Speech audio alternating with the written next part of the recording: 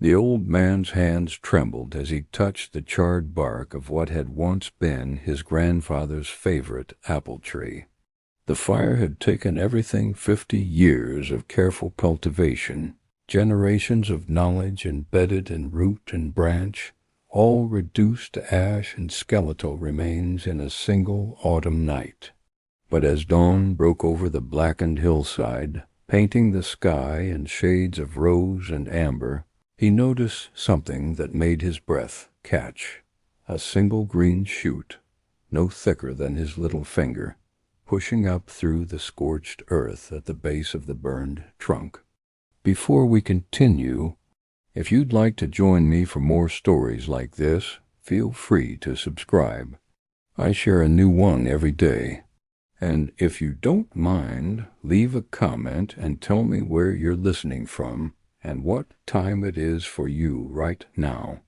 I love seeing how far these stories travel. The morning after the fire, the valley looked like a landscape from the end of the world. Where once there had been neat rows of fruit trees marching up the hillside in ordered abundance, now there stood only the aftermath of destruction. The apple trees, the pear trees, the ancient plum grove that bordered the eastern fence, all of them were gone, or nearly so. Some stood as complete skeletons, their branches reaching toward the sky, like the bones of great creatures from an earlier age. Others had collapsed entirely, fallen across the pathways that the old man had walked every morning for longer than most people in the village had been alive. The fire had come in the night, carried on winds that swept down from the northern mountains, with a fury that seemed almost purposeful. It had started, they said, in the dry grasslands beyond the ridge, sparked by lightning from a storm that brought no rain, only electricity and anger. By the time anyone in the valley noticed the orange glow on the horizon, it was already too late to do anything but watch and wait and hope that the wind would change.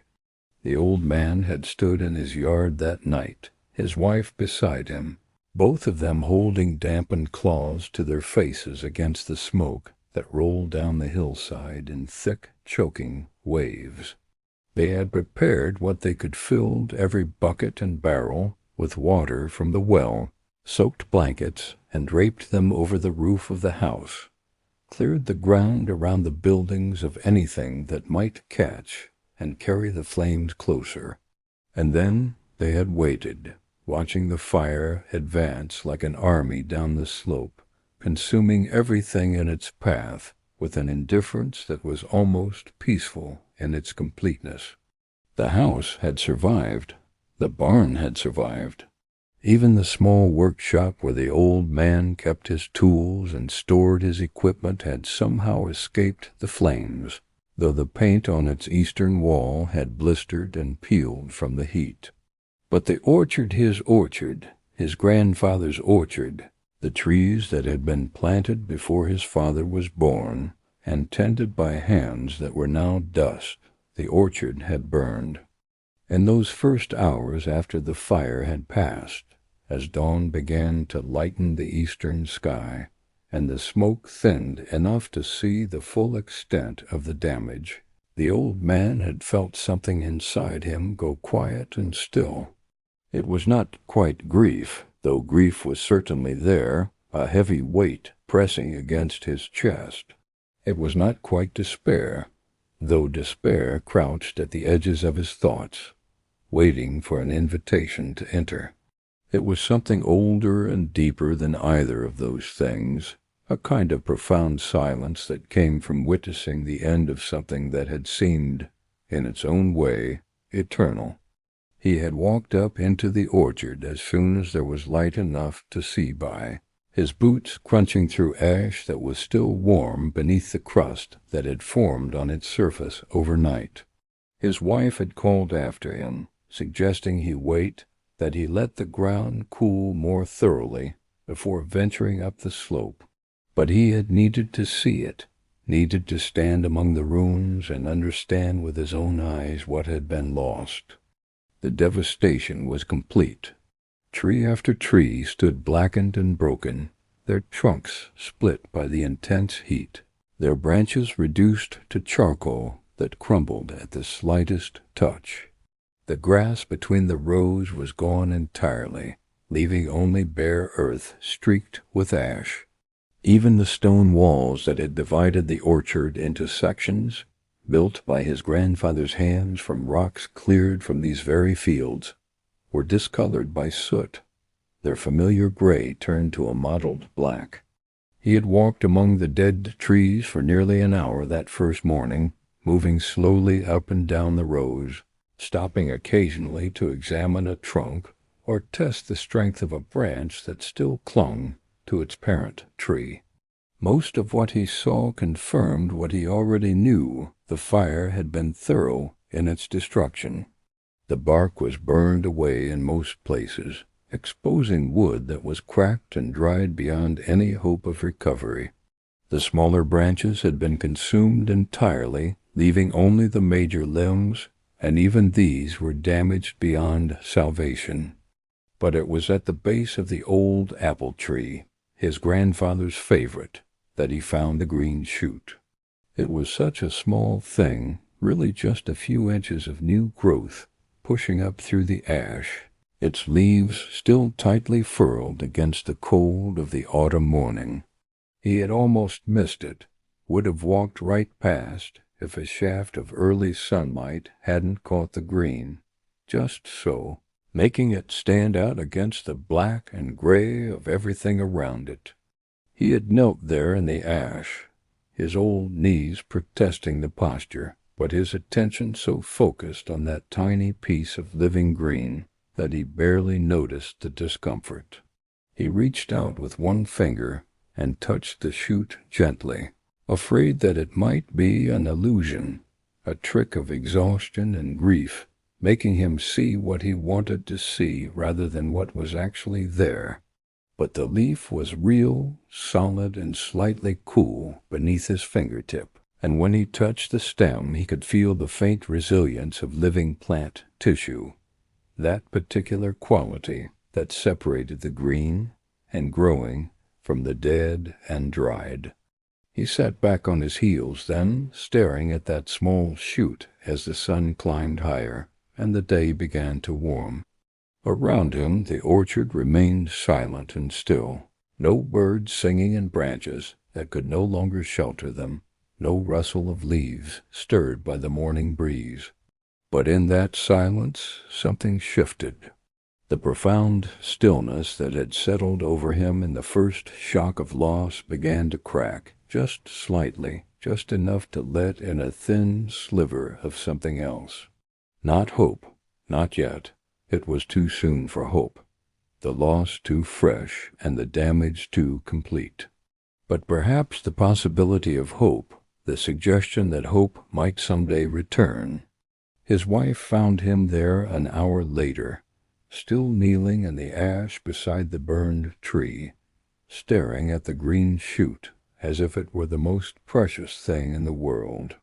She had brought him water and bread, knowing he would have forgotten to eat in his grief, and she stood quietly beside him for a long moment before speaking. "One shoot," she said softly, and he couldn't tell from her tone whether she meant it as comfort or as a simple observation of fact. "One shoot," he agreed, his voice rough from smoke and emotion. She helped him to his feet then, her hand strong and steady on his arm, and together they stood looking down at that small piece of green life pushing up through the destruction. Neither of them said what they were both thinking, that one shoot was not an orchard, that one small piece of survival did not undo the magnitude of the loss, but neither did they need to say it. They had been married for 40 years, had weathered storms and droughts and difficult seasons together, and they understood that sometimes the most important things were the ones that went unspoken. They walked back down to the house together as the morning aged toward noon, and the old man felt the weight of what lay ahead settling onto his shoulders. The orchard would need to be cleared, the dead trees removed, the ground prepared for whatever came next. Insurance adjusters would need to be contacted, claims filed, paperwork completed. Decisions would need to be made about whether to replant, what to plant, how to move forward from this ending into whatever beginning might be possible. But that could wait. For now there was the simple fact of survival, his own, his wife's, their home still standing despite the fury of the fire. And there was that one green shoot, proof that even in the midst of complete devastation, life could find a way to persist. The days that followed the fire passed in a kind of blur. The old man moved through them mechanically, his body doing what needed to be done, while his mind remained caught somewhere between past and present, between memory and immediate reality. He spoke with insurance adjusters who walked through the burned orchard with clipboards and cameras, documenting the damage with professional efficiency. He met with other farmers from the valley, men and women who had worked their own land for decades and who understood the particular grief of watching years of labor reduced to ash and memory. The neighbors came, as neighbors do in times of loss, bringing food and offers of help, and sometimes just their presence, an acknowledgment that some sorrows are too large to be borne alone. They walked with him through the ruins, shaking their heads at the completeness of the destruction, offering words of sympathy that the old man accepted with quiet gratitude, even though no words could really touch the depth of what he felt. His daughter drove up from the city with her husband and their 2 children. She had wanted to come immediately, had called the morning after the fire with tears in her voice and insistence that she needed to see him, to help somehow. But he had asked her to wait a few days, to give him time to begin processing what had happened before he had to explain it to anyone else, even her. When she finally arrived, she stood in the yard looking up at the blackened hillside with an expression that reminded him so much of her mother that his heart ached. She had grown up in this valley, had spent her childhood running between the rows of fruit trees, climbing branches that were now ash, picking apples and pears and plums in the long golden afternoons of autumn. The orchard was as much a part of her history as it was of his, and he could see in her face that its loss struck her with almost physical force. "Oh, Dad," she said, and that was all, because what else was there to say? They walked up together that afternoon, the 2 of them, while her husband stayed at the house with the children. She slipped her hand into his as they climbed the slope, and he squeezed her fingers gently, drawing comfort from her presence even as he felt the weight of having to show her what had been lost. She cried when she saw the extent of the damage, tears running silently down her face as they moved through the rows of burned trees. She touched the blackened trunks as they passed, her fingers leaving tracks in the soot, and he understood that she was saying goodbye, honoring what had been, even as she confronted what was. When they reached the old apple tree, he showed her the green shoot. It had grown in the days since the fire, had unfurled 2 small leaves that caught the afternoon light with that particular translucent brightness that belongs only to new growth. She knelt beside it, just as he had done that first morning, and touched the leaves with gentle fingers. "It's still alive," she said, wonder in her voice. "Part of it," he agreed. "Just this one small part." She looked up at him then, her face streaked with tears and ash, and asked the question he had been asking himself every day since the fire. "What are you going to do?" He was quiet for a long moment, looking not at her but out across the ruined orchard, at the rows of dead trees marching up the hillside, in their silent testimony to what had been lost. The question was larger than it seemed, he knew. She wasn't just asking about the orchard, about whether he would replant or sell or simply walk away. She was asking about him, about his future, about whether he had it in him to start again at an age when most men would be thinking about endings rather than beginnings. "I don't know yet," he said finally, and it was the truest answer he could give. "I need time to think, to understand what's possible." She nodded, accepting this, and they stayed there together as the afternoon aged toward evening, sitting in the ash beside that small green shoot, neither of them speaking, both of them contemplating futures that neither could quite yet imagine. Over the following weeks, the old man began the slow work of clearing the orchard. It was hard labor, harder than he had done in years, and his body protested each evening with aches that settled deep into his bones.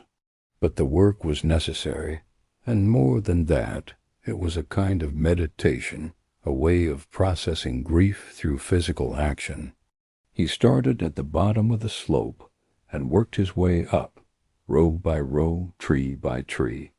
Each burned trunk had to be cut down, the larger pieces sectioned and hauled away, the roots extracted from the ground, or at least cut back, to prevent them from sending up shoots that would only have to be removed later.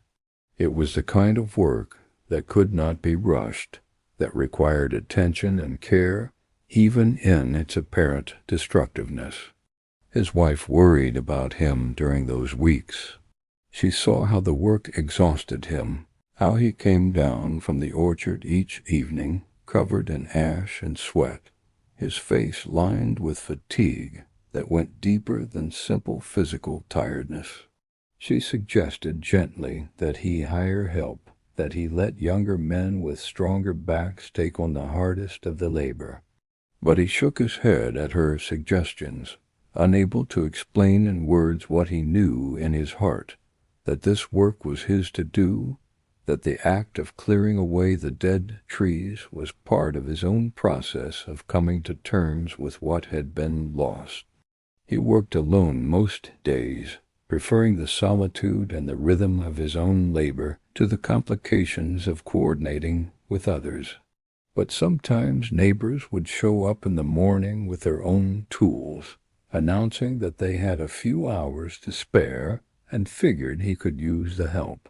He accepted these offers with gratitude, and together they would work through the day, cutting and hauling, stopping occasionally to share water from the jug he kept in the shade of his truck, and to exchange the kind of conversation that men share when their hands are busy with labor talk of weather and crops, of children and grandchildren, of small events and larger worries, all of it flowing around and through the unspoken acknowledgment of why they were there and what they were doing. As the weeks passed and the clearing progressed, the character of the orchard changed. Where before there had been the dramatic evidence of destruction, the stark black skeletons of burned trees against the sky, now there was simply absence. Row by row, the dead trees disappeared, leaving behind only cleared earth marked with the depressions where trunks had stood and the rougher patches where root systems had been extracted. It looked, the old man thought, like a battlefield after the armies had moved on, empty and scarred, but beginning, perhaps, to imagine peace. He left the old apple tree standing, working around it, even as he cleared away everything else. The tree was dead, that much was certain, its bark entirely burned away, its heartwood exposed and cracked, no green showing anywhere except for that one shoot at its base. By any practical measure, it should have been removed with all the others, cut down and sectioned and hauled away to whatever final resting place awaited the remains of the orchard. But he couldn't bring himself to do it. The shoot at its base was thriving, growing stronger each week, sending out new leaves with a vigor that seemed almost defiant. And more than that, the tree itself had been his grandfather's favorite, had borne fruit for longer than the old man had been alive, and the thought of cutting it down felt like severing one of the last physical connections to those earlier generations who had built this place. So it stood, solitary now against the sky, a single blackened sentinel in what had become a bare hillside. His wife looked at it sometimes with an expression he couldn't quite read, but she said nothing about his decision to leave it standing, understanding perhaps that some choices have reasons that go deeper than logic. As autumn deepened toward winter, the old man found himself spending more time simply sitting in the cleared orchard, usually near the old apple tree, watching the lights change across the valley and thinking about what came next. The physical work of clearing was mostly finished now, at least the work he could do on his own. There would be more to be done come spring grading and soil improvement and all the other preparations that would be necessary if he decided to replant. But for now, the orchard was simply empty, waiting. The green shoot at the base of the burned apple tree had continued to grow throughout the fall, reaching almost a foot in height now, its stem thickening and beginning to show the slight brownish tinge that indicated it was preparing for winter. The old man checked on it every day, noting its progress with an attention that bordered on obsession. It had become, in some way he couldn't quite articulate, a kind of test or measure proof that regrowth was possible, that devastation was not always final, that life could reassert itself even in the most unlikely circumstances. But a single shoot was not an orchard, and as the days grew shorter and the nights colder, the old man wrestled with the question his daughter had asked. What was he going to do? The practical arguments against replanting were substantial. He was past 70 now, his body beginning to show the wear of decades of physical labor. It would take years for new trees to mature enough to bear fruit, years that he might not have. The cost of replanting would be significant, even with insurance money, and there was no guarantee that the new orchard would be any more successful than the old one had been.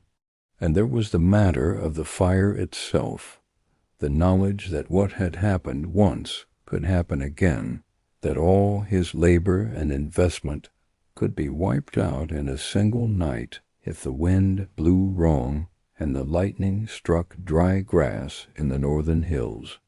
But against these practical considerations stood other truths that were harder to quantify but no less real. This land had been in his family for 3 generations. His grandfather had cleared it of rocks and brush, had planted the first trees with his own hands, had built the stone walls that still divided it into sections. His father had expanded the orchard, had grafted and pruned and tended until it became not just productive but beautiful, a landmark in the valley that people pointed out to visitors as an example of what could be achieved with patience and care.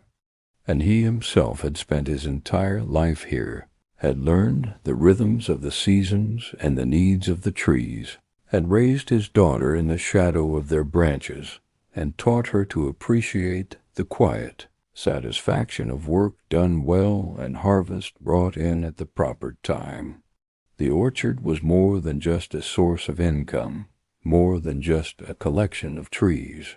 It was a link to the past and a legacy for the future, a physical manifestation of his family's presence in this valley and their relationship to the land that sustained them. To walk away now, to sell the land or simply let it lie fallow, would be to break that link, to say that the fire had not just destroyed the trees, but had ended something larger and more important than any individual planting.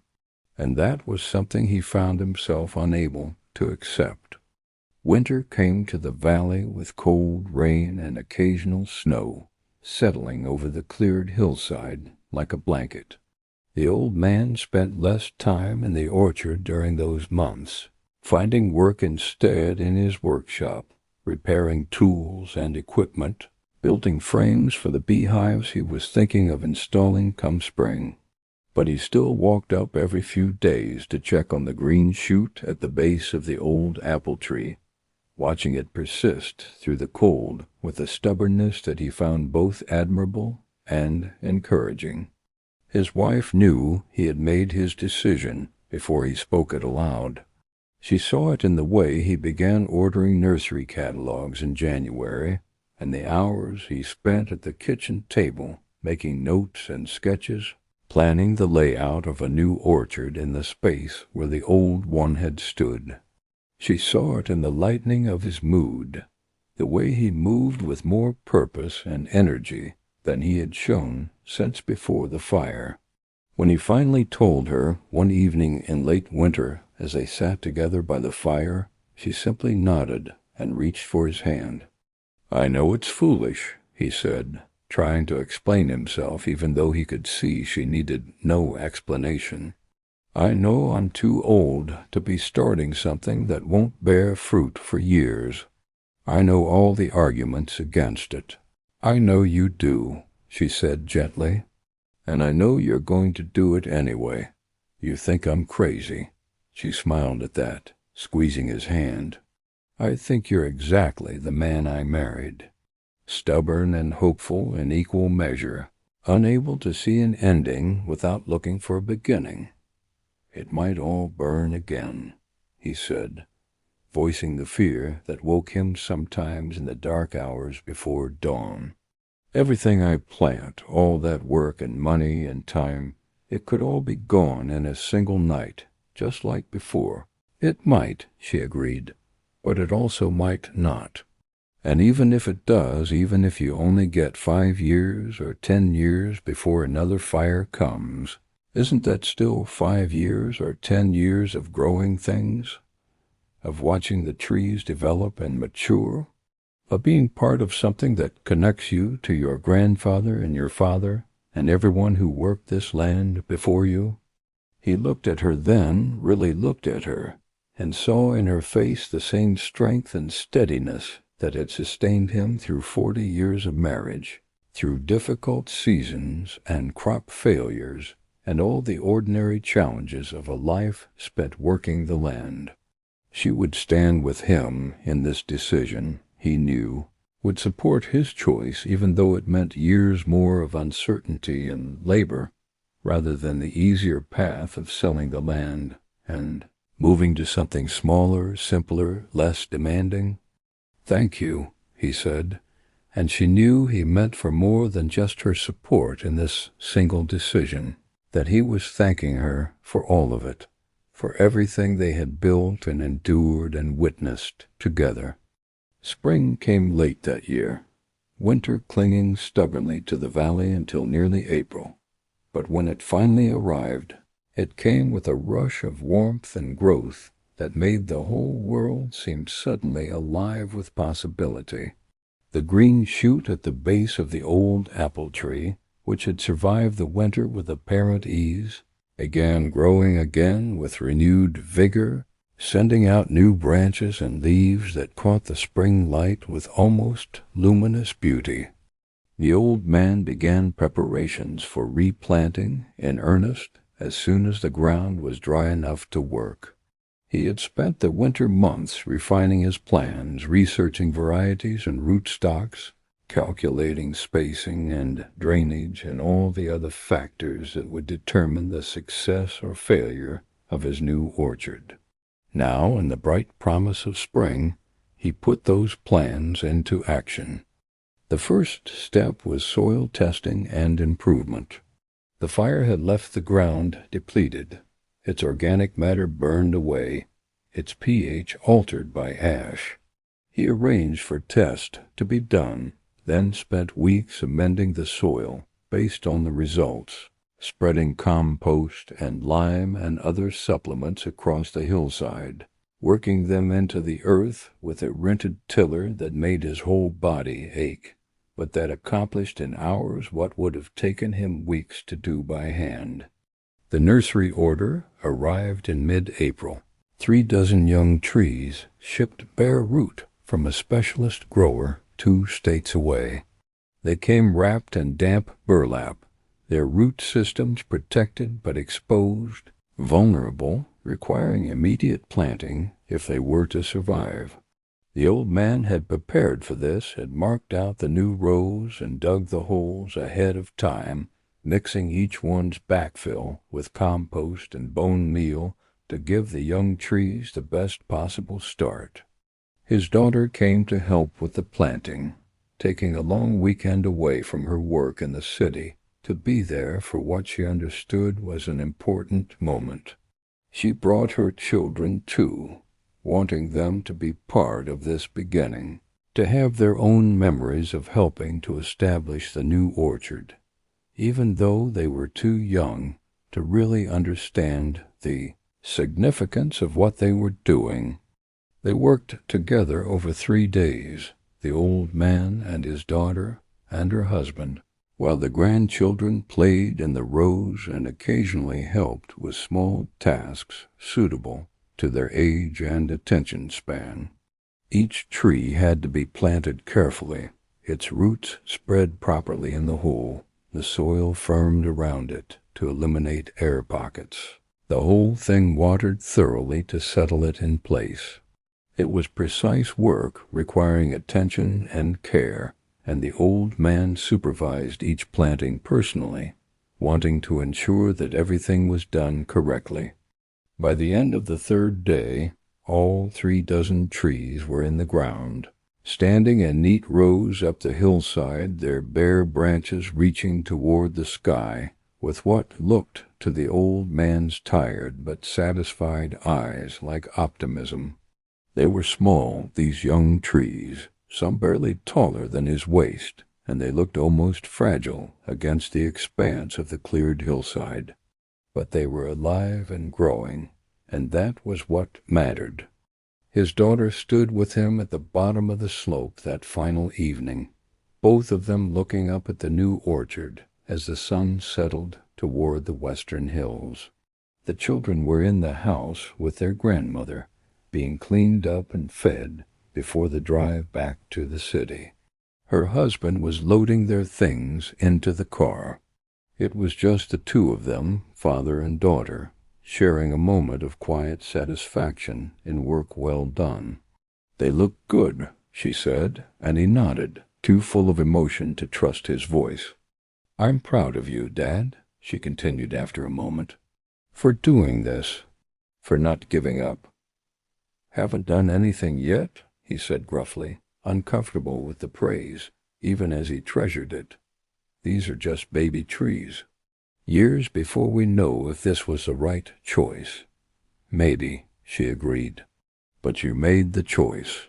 That's what matters. You looked at what you lost and decided to build something new instead of walking away." She left shortly after, gathering her family and heading back to the city as the last light faded from the sky.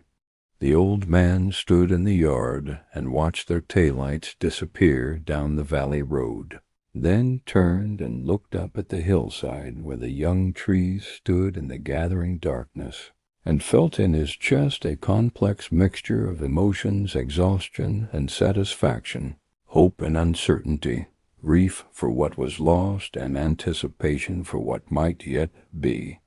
The months that followed were a study in patient attention.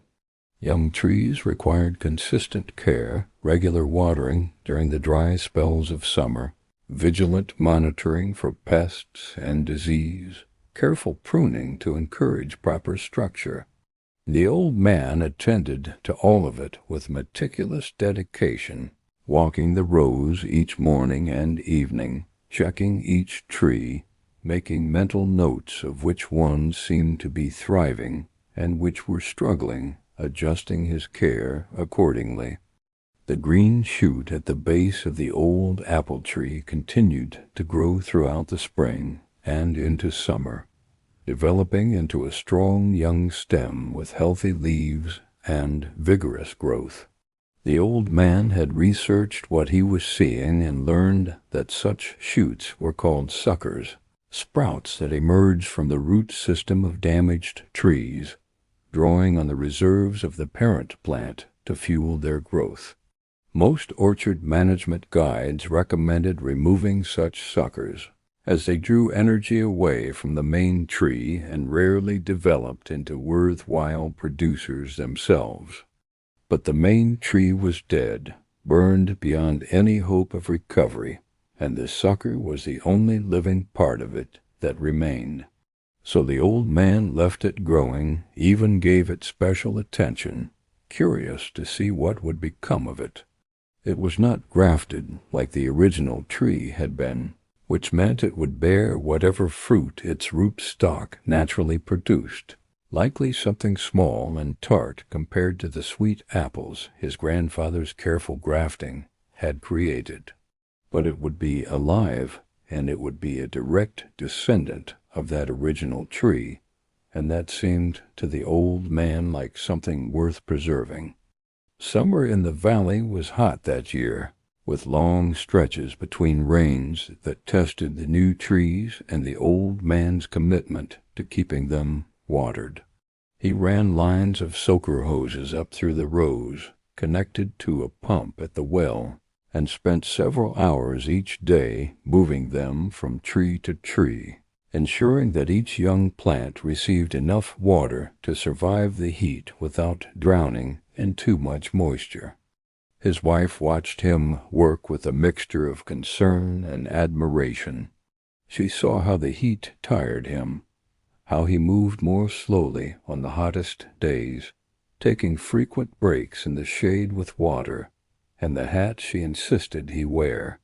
But she also saw how the work seemed to give him purpose, how he stood straighter and moved with more energy than he had in years, energized by the challenge and the promise of what he was building.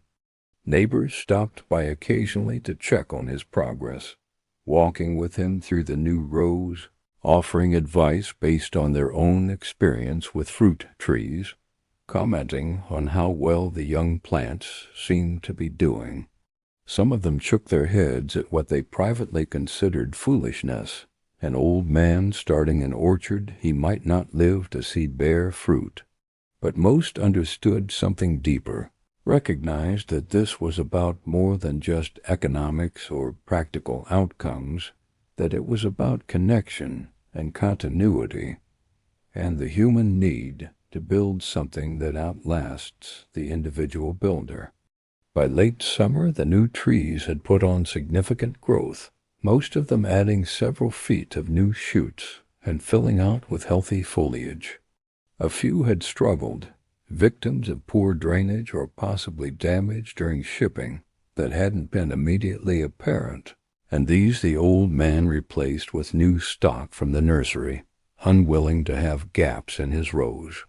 The sucker at the base of the old apple tree had grown to nearly 6 feet tall, its stem thick enough now that he could no longer circle it with his thumb and forefinger, its leaves dark and glossy in the summer sun. Autumn arrived with cooling temperatures and the first hints of color in the leaves of the valley's deciduous trees. The old man's new orchard stood healthy and strong, the young trees settling in for their first winter with root systems well established and reserves built up through months of careful tending. He had done everything he could to give them the best possible start. Now he would have to trust them to winter and wait to see what spring would bring.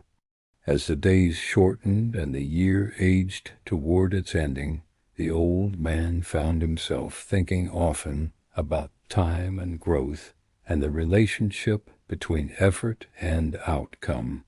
He was old enough now to understand viscerally what he had known intellectually for years that he might not live to see. These trees mature that the orchard he was building might reach its full potential only after he was gone. There was a certain melancholy in that knowledge, a confrontation with mortality that was impossible to entirely ignore.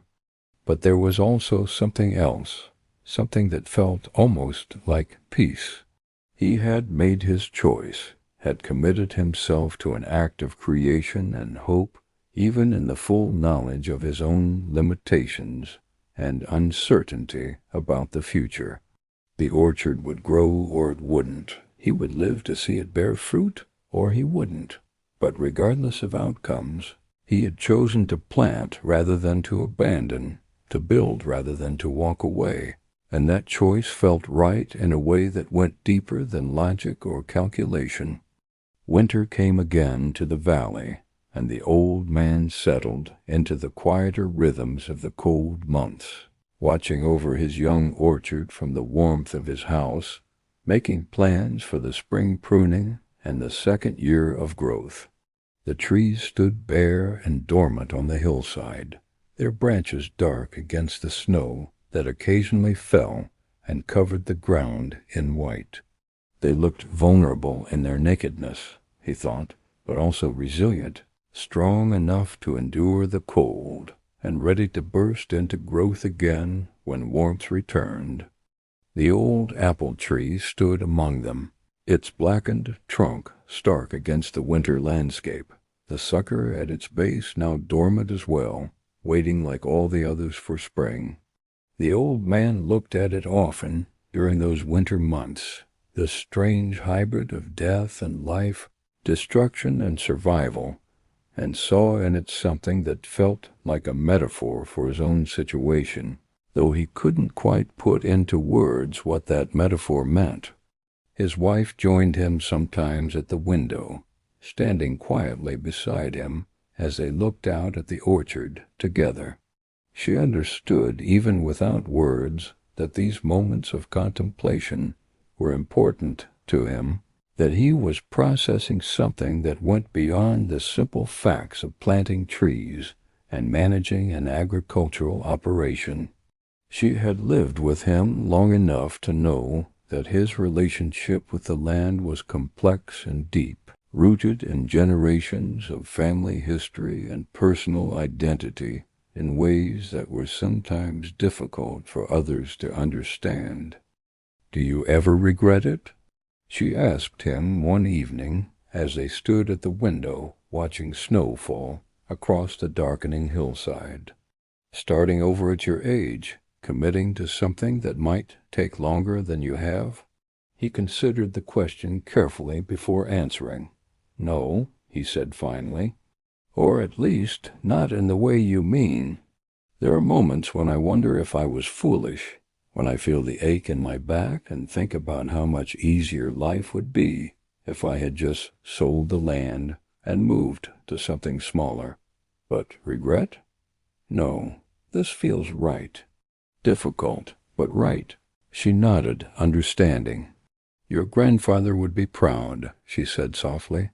"He would see what you're doing as honoring what he built, not just copying it, but adapting it, making it your own while keeping the connection alive." "I hope so," he said. "I hope he would understand that this isn't the same orchard he planted, that I've made different choices, planted different varieties, arranged things differently.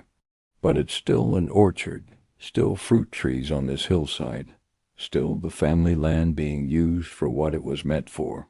They stood together in comfortable silence as the snow continued to fall, each of them thinking their own thoughts, each taking comfort from the other's presence. Outside, the young trees received their coating of white, the snow settling gently on their dormant branches like a blessing, insulating them from the worst of the cold, protecting them through the dark months until light and warmth returned. Spring came in its own time, as spring always does, bringing with it the first signs of awakening life. The old man watched with satisfaction as buds began to swell on his young trees, as that particular tinge of green that signals coming leaves began to show along the branches.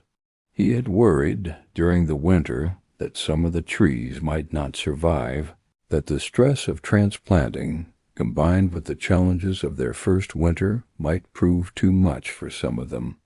But as the days warmed and the signs of renewed growth became unmistakable, he saw that his careful planting and attentive care had paid off.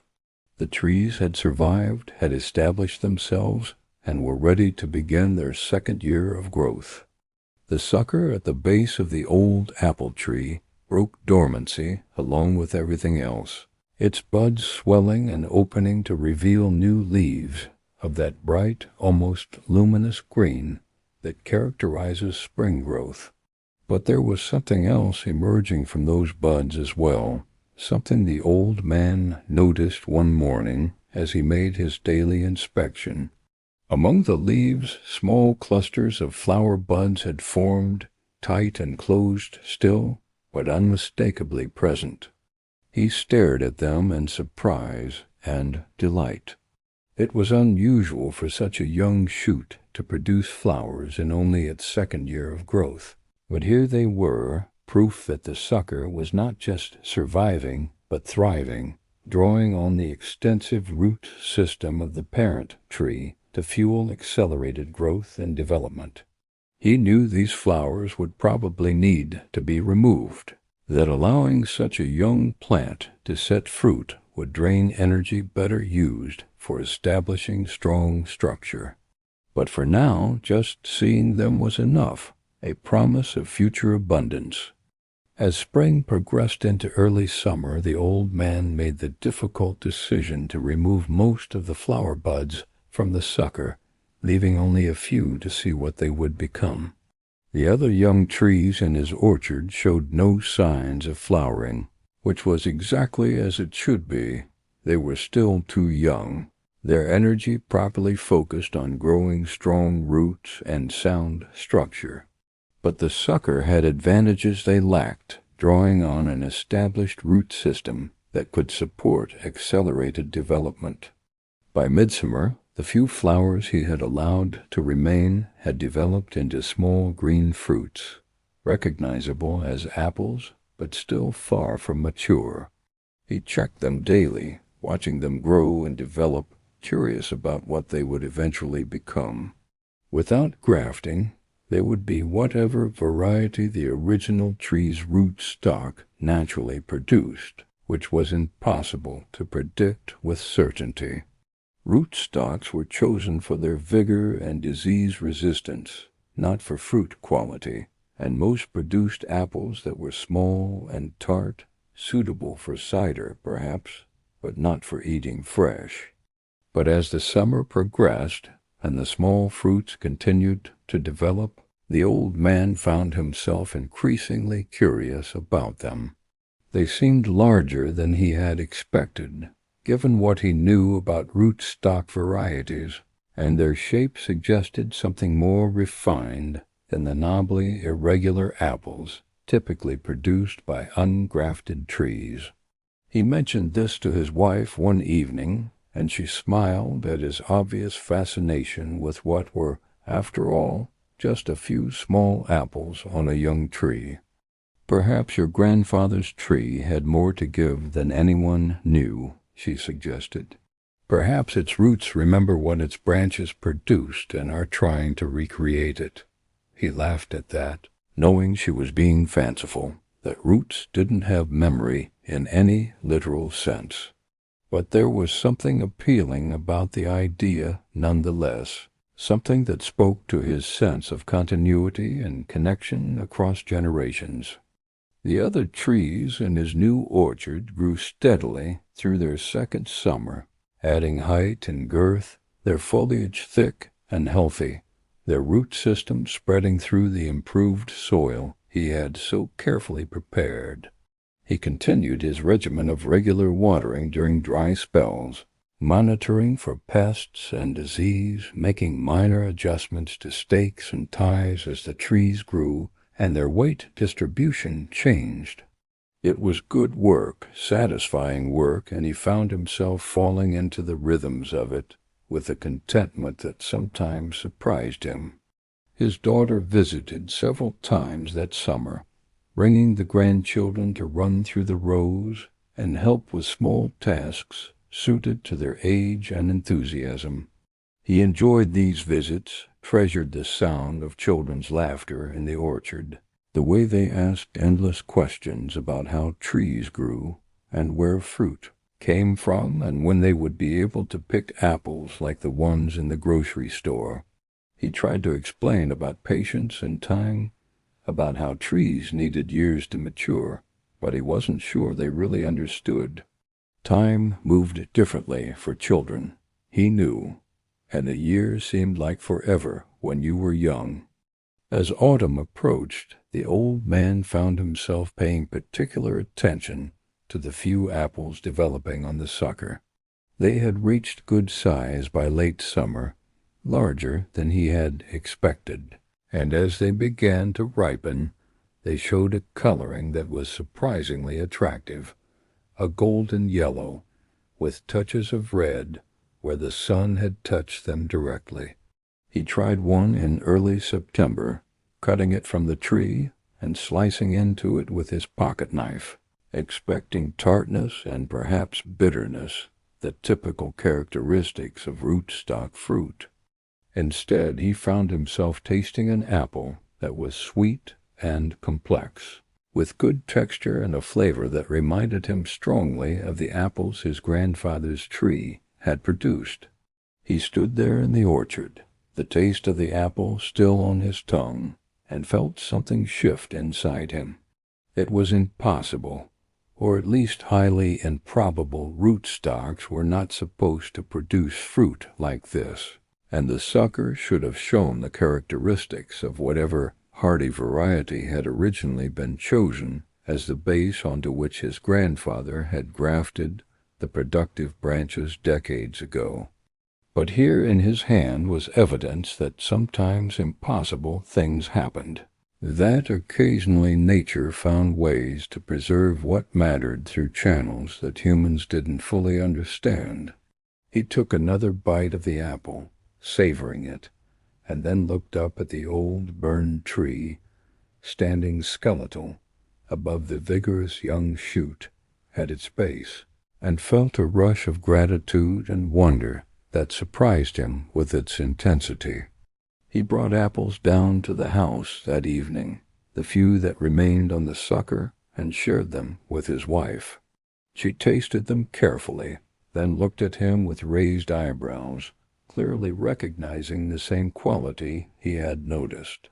They were good apples, perhaps not quite as perfect as the best ones the original tree had produced in its prime, but far better than anyone would have expected from an ungrafted shoot.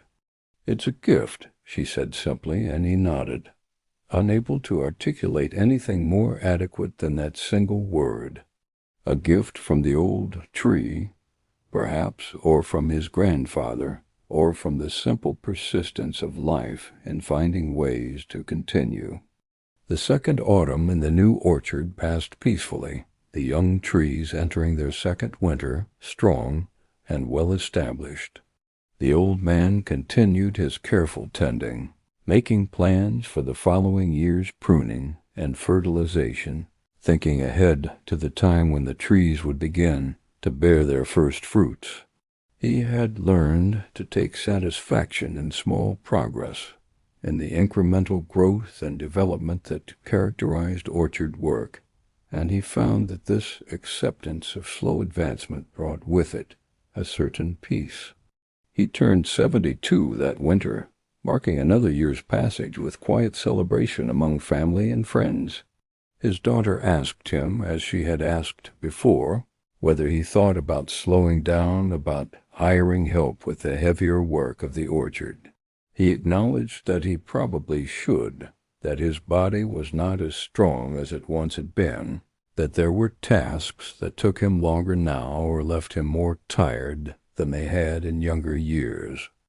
But he also told her what he had told his wife, that the work felt right, that he drew something from it that went beyond simple productivity or economic return, that the act of tending growing things and building something for the future gave his life a shape and purpose that he was reluctant to abandon even in the face of physical limitations.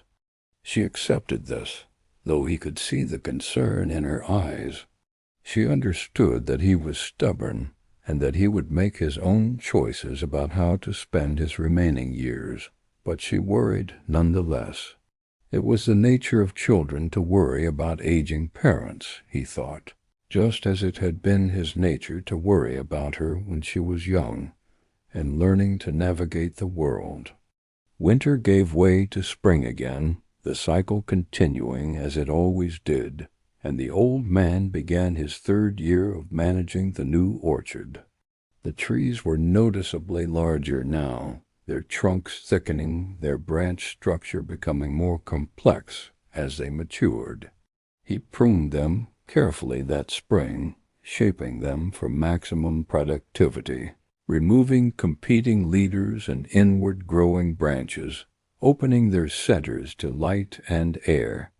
The sucker at the base of the old apple tree flowered again in the spring of its third year, this time producing dozens of blossoms rather than just a few.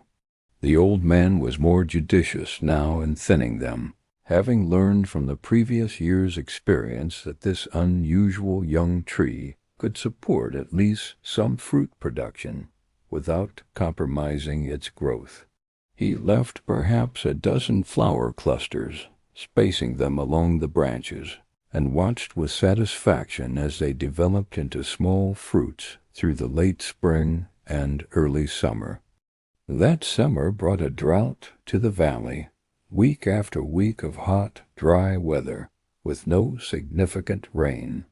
The old man spent long hours managing irrigation, moving hoses, and checking soil moisture, making sure his young trees received enough water to survive the stress without drowning in too much. It was exhausting work in the heat, and there were days when he wondered if he had been foolish to take on such a demanding project at his age. But the trees responded to his care, maintaining healthy growth despite the drought, their leaves staying green and vigorous when other vegetation in the valley showed signs of stress. And in the evenings, when the worst of the heat had passed, and he could sit in the shade with a glass of cold water and look up at his orchard on the hillside, he felt a satisfaction that made the day's exhaustion worthwhile. The apples on the sucker ripened in late summer, and this year there were enough of them to share. He picked them carefully, selecting the best ones, and brought them down to the house in a basket. His wife made a pie from some of them, and the taste brought back memories so vivid that for a moment he was a child again, sitting at his grandmother's table, eating pie made from apples picked in the orchard that had burned. He gave some of the apples to neighbors, wanting them to taste what the old tree had managed to preserve through its determined sucker. Their reactions were gratifying surprise at the quality, pleasure in the flavor, questions about how such fruit could come from an ungrafted shoot. He tried to explain what he understood, but found himself unable to fully account for what seemed increasingly like a minor miracle. His daughter came to visit in early September, and he took her up to see the sucker, now more properly thought of as a young tree in its own right, standing beside the gradually weathering remains of its parent. The apples still on its branches were at peak ripeness, and he picked one for her to taste. She bit into it, and he watched her face transform with delight and recognition. "Dad," she said, her voice thick with emotion, "these taste exactly like Grandpa's apples. Exactly like I remember from when I was little." He nodded, feeling his own throat tighten with feeling. "I know," he said. "I don't understand how it's possible, but somehow the old tree found a way to give us one more gift." They stood together in the autumn sunshine, father and daughter, looking at the young tree that had emerged from devastation, and shared a moment of connection that bridged generations. his grandfather who had planted the original orchard, himself who was building a new one, his daughter who carried both their legacies into the future, and the grandchildren who would someday, perhaps, tend trees of their own?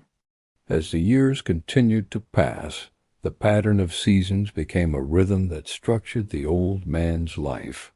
Spring brought pruning and the first signs of growth. Summer required vigilant watering and pest management. Autumn brought the satisfaction of seeing his young trees continue to mature and develop. Winter offered time for planning and reflection. The work never became easy. His body continued to age, his stamina gradually declining, but it remained deeply satisfying, a source of purpose and meaning that he valued more than comfort or ease. The young tree that had grown from the sucker became over time a productive member of the orchard in its own right. By its 5th year, it was producing significant quantities of fruit, apples that maintained the quality of those first surprising harvests, sweet and complex and strongly reminiscent of what the original tree had once produced. The old man never grafted it, content to let it remain what it was, an unexpected gift, a bridge between past and present, a reminder that life found ways to persist that human understanding couldn't always predict or explain. The other trees in his new orchard began to bear their first fruits in their 4th and 5th years, just a few apples at first, as the trees tested their own capacity, then increasing quantities as they matured. The old man thinned these first fruits carefully, not wanting to overtax young trees still establishing themselves, but he allowed enough to remain to begin learning the characteristics of the varieties he had chosen. Some proved to be excellent selections, producing apples of quality and quantity that exceeded his hopes. Others were less successful, requiring more care or producing fruit that didn't meet his standards, and these he made notes to eventually replace with better varieties. His daughter's children grew during those years, the oldest reaching an age where she could genuinely help with orchard work, not just play at it. She learned to thin fruit and check for pests, absorbed lessons about pruning and fertilization, asked questions that showed she was developing a real understanding of what went into maintaining productive trees. The old man took quiet pleasure in teaching her, seeing in her interest the possibility that the orchard might continue beyond even his daughter's generation, that the connection to land and growing things might persist into a future he could hardly imagine. His wife remained his constant companion and support through all of it, working beside him when strength allowed, managing the house and business aspects of the orchard that he was increasingly content to leave in her capable hands.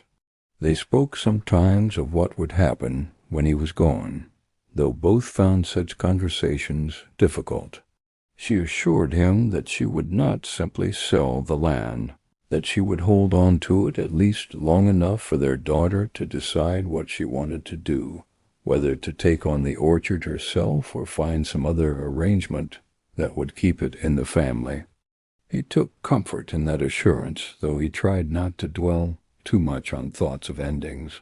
The work itself was enough, the satisfaction of walking his rows and seeing healthy trees producing good fruit, the pleasure of sharing that fruit with family and neighbors and customers from the valley. This was what he had rebuilt from devastation, what he had chosen to create rather than abandon, and the choice continued to feel right even as the years accumulated and his strength gradually waned. By the time the orchard reached its 10th year of growth, the new trees now established and productive, the young tree from the sucker bearing prolifically, the old man was in his early 80s. He moved more slowly now, tired more easily, and had finally agreed to hire seasonal help for the most physically demanding work. But he still walked the rows each morning, still checked each tree personally, still maintained the intimate knowledge of his orchard that could only come from years of careful attention. He had lived to see what he had built bear fruit, had harvested apples from trees he had planted with his own hands, had proved to himself and anyone else who cared that starting over was possible, even in old age, even after devastating loss. The orchard was not yet what it would eventually become. That would take more years, perhaps more than he would be given, but it was productive and healthy and beautiful, a testament to patience and persistence, and the human capacity to choose hope over despair. On a clear autumn morning in the orchard's 10th year, the old man stood at the top of the hillside, looking down across the rows of trees heavy with fruit. His daughter was there with him, her oldest child beside her, both of them helping with the harvest. His wife was at the house, preparing lunch for the workers and managing the customers who came to buy apples directly from the farm. The sun was warm on his shoulders. The air carried the sweet scent of ripe fruit, and around him the trees he had planted stood strong and productive, their branches bending under the weight of abundance. He thought about his grandfather, who had cleared this land and planted the first orchard, who had built something meant to last beyond his own lifetime. He thought about the fire that had destroyed that original orchard, about the shock and grief of that loss, about the choice he had made to rebuild rather than abandon. And he thought about the young tree standing at the edge of his vision, the sucker that had emerged from devastation, that had somehow preserved the essence of what had been lost and brought it forward into this new beginning. A small wind moved through the orchard, rustling leaves and bringing with it the distinctive sound of an apple tree in full growth, that particular susurrus that spoke of life and health and the quiet persistence of growing things. The old man closed his eyes and listened to it, feeling in his chest a complicated mixture of emotions that he didn't even try to name. Gratitude, certainly. Satisfaction, yes. But also something larger and less definable, a sense of having participated in something that transcended his individual life, of having served as a bridge between what had been and what would be, of having honored the past while building toward a future he would not live to see completed. He opened his eyes and looked at his daughter and granddaughter working among the trees, their laughter carrying on the autumn air, their movements confident and capable as they moved from branch to branch, selecting fruit and filling baskets. They would continue this work after he was gone, he realized. Perhaps not in exactly the same way he had done it, perhaps making changes and adaptations he couldn't predict. But they would tend these trees and harvest their fruit and maintain the connection to land and family and the patient work of growing things. And that was enough, more than enough. It was everything he had hoped for when he made the choice to replant, when he looked at devastation and decided that endings could also be beginnings, that loss could be transformed into legacy if one had the courage to start again. He walked slowly down the hillside toward where his daughter and granddaughter were working, his steps careful on the uneven ground, his body reminding him of his age with small aches and pains that were so familiar now as to be almost comfortable. They looked up as he approached, smiled at him with affection and welcome, made space for him in their work. He picked up a basket and moved to join them, ready to continue the harvest, to gather in the fruit of trees he had planted, to participate for whatever time remained in the beautiful, difficult, deeply satisfying work of tending an orchard that would outlast him and stand as testament to the choice he had made and the hope he had refused to abandon. The afternoon stretched before them, full of work and purpose, and the simple pleasure of being together in a place built through patience and preserved through determination. Above them the sky arched in perfect autumn blue. Around them the trees stood healthy and productive, their branches heavy with fruit, their roots deep in soil enriched by generations of care. And at the edge of the orchard, visible from where they worked, the old apple tree's remains stood as a monument and reminder, its burned trunk slowly weathering away, while at its base the young tree it had gifted them continued to grow and thrive, bridging past and future, connecting loss and hope, standing as living proof that devastation need not be final, that life persisted, that orchards could be replanted, that beginnings could emerge from endings if one chose to plant rather than abandon, to build rather than surrender, to hope rather than despair. The harvest continued as the light began its long afternoon decline toward evening. Baskets filled with fruit were carried down to the barn for sorting and storage. The old man worked alongside his family, moving slowly but steadily, pausing occasionally to rest, but always returning to the task, unwilling to stop while there was still light and work to be done. This was his orchard, his planting, his choice made manifest in living trees and real fruit, and he would participate in its harvest for as long as his strength allowed. As the sun settled toward the western hills, painting the valley in shades of gold and amber, the old man paused in his work one more time and looked out across what he had built. The orchard stretched up the hillside in neat rows, the trees mature enough now to look permanent, established, as if they had always been there.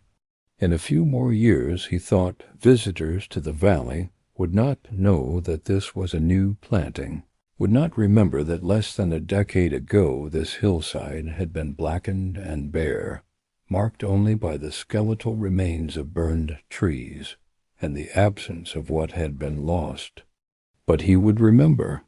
He would carry that memory with him for whatever time remained, would hold it not as a wound but as a testament to resilience and choice, to the possibility of beginning again after endings that seemed complete. The fire had taken what his grandfather built, had destroyed trees that had stood for generations, had seemed in those first terrible hours after the flames passed to mark an ending that was absolute and final. But endings were not always final, he had learned. Loss was real and grief was necessary, but they did not have to be the last words written. Sometimes, if one was patient and persistent, if one chose hope over despair and action over resignation, new beginnings could emerge from the ashes of what had been lost. Not replacements for what was gone. The new orchard would never be exactly what the old one had been, just as he would never be the same man he was before the fire, but something new and valuable in its own right, something worth building and tending and passing on to those who would come after. The light continued to fade, and finally the old man set down his basket and called to his daughter that they should finish for the day. Together they gathered the tools and the full baskets, began the walk down the hillside toward the house where his wife would be waiting with food and warmth and the comfortable rhythms of an evening spent among family. As they walked, the old man looked back one more time at the orchard, at the trees standing against the darkening sky, at the young tree grown from the sucker standing vigil beside the remains of its parent, and felt in his chest that familiar mix of emotions that had become so much a part of his life in these years since the fire. Tomorrow he would return to the work. There would be more fruit to harvest, trees to check and tend, preparations to make for the coming winter. The orchard would require his attention and care for as long as he was able to give it, and he would offer that attention gladly, grateful for the opportunity to participate in something that would continue beyond his own brief span of years. But for now, this moment of pause and reflection was enough. This acknowledgment of what had been lost and what had been built, of devastation survived and hope preserved, of the small green shoot that had emerged from ash and charred earth to become a thriving tree, proof that life persisted, that growth was possible, that orchards could be replanted and futures rebuilt if one had courage enough to begin again. The evening settled over the valley as the old man walked down from his orchard, his family beside him, his trees standing strong on the hillside behind him, and everything in its proper place at the end of another day's good work.